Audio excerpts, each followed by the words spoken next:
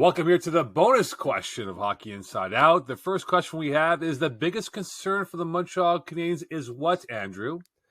For this season, it would be maybe that they end up being a little bit too good to get a top 5 pick, because it's very important for them over the next decade or so to get something big out of this draft. Obviously, they have multiple picks, which helps, and this is a very deep draft with a lot of great players. But I think for the Montreal Canadiens to be successful in this rebuild, they really need one of Bedard, Fantilli, or Michkov at the top of this draft. They need a foundational forward that takes them to the next level offensively. And I think we can see that game in and game out by how inconsistent their offense is, right? They need somebody who is a true superstar forward who can do it all. And, Caulfield's got the goal scoring, Suzuki's got the playmaking, but they don't have a one guy who can do it all. So if they're a little bit too good to be in that bottom rung of teams, that's a bit of a concern. I would be concerned in the event that they lose Jake Allen for an extended period of time. Here's a guy that we saw it last year when he, logged a lot of minutes, faced a lot of shots, and injuries got a hold of him and, set him back. It seemed it was just a matter of time before something else, was triggered by fatigue and all that stuff. I don't have tons of confidence in Montembeault, Primo at this point to say, well, it's not that big a deal that, they got some guys that can come in and fill in for him. But I think it'd be a big loss, and it would hurt if he went down for an extended period. And the other side also is making sure that everybody is on board with saying, listen, we got a process here in watching our team develop as a group. Let's not start screaming and yelling and criticizing some of these kids that's maybe unjustified for their age and experience, and let them buy some time and let them do their thing. And there'll be growing pains, but at the end of this year, they'll be better as a group. And let's not start frying some guys too early, because the expectations are that there's going to be some pain here.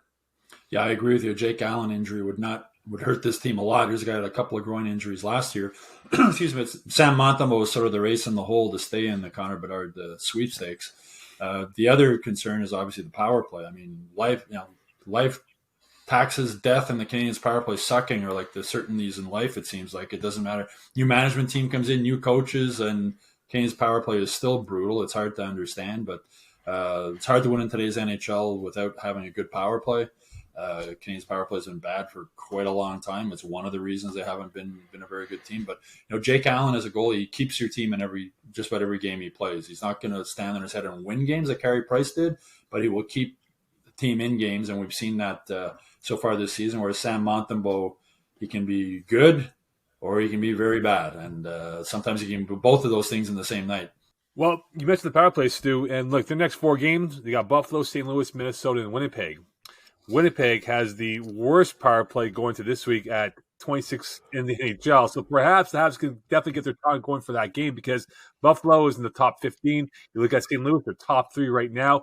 Minnesota had a pretty good effort on Monday. So maybe towards the end of the road trip is when they start to find their panache and their swagger and try and get themselves some power play goals moving forward. Power play is just so predictable. I mean, it's the same thing all the time. They come up to the red line, drop it to Suzuki in his own zone. He brings it up. I mean, if it's predictable for me watching from the press box, imagine scouts for the other teams are just picking it apart and shutting them down. And they just, they pass and pass and pass and pass and never shoot. It seems like Marty St. Louis was talking about one game. I think he had 11 passes at one point and never shot the puck. St. Louis wants them to have maybe 3-4 passes, shoot the puck, get the puck back, and rinse and repeat. But so far, they haven't been able to do that. Yeah, they don't have enough movement up at the top. Suzuki, Caulfield, and Weidman are all way too high in the zone, and they don't have enough movement, I think, primarily from Weidman. He just doesn't have that ability to shake defenders, and because Weidman also sticks very close to Caulfield, one checker can kind of just sit in between them and force them to make short passes back and forth. And then Suzuki, everyone knows that he wants to do that, get the puck high, strafe in towards the net, and try to snipe it this year. So everybody's covering that, right? So the only option he has is to try to go into the bumper, which not a lot of movement there either, or through several stick checks to Caulfield, because everybody knows that's coming too. So you need a Hail Mary situation there to have any success. I think the number one thing that could get that power play going is bring Jordan Harris onto it.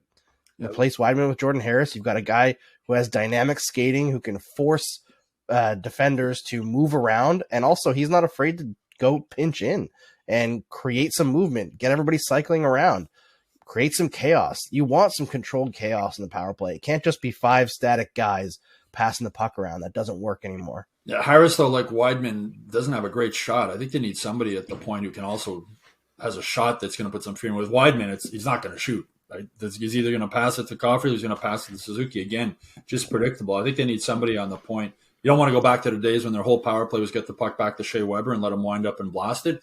But I think you need to have somebody on the point who can shoot the puck, who puts that other option in there. And I think, as an ex-penalty killer, I know that when you look at the opposition and you know that everything is predictable as far as what they're going to do, your job is pretty well done as far as how to react and read the play.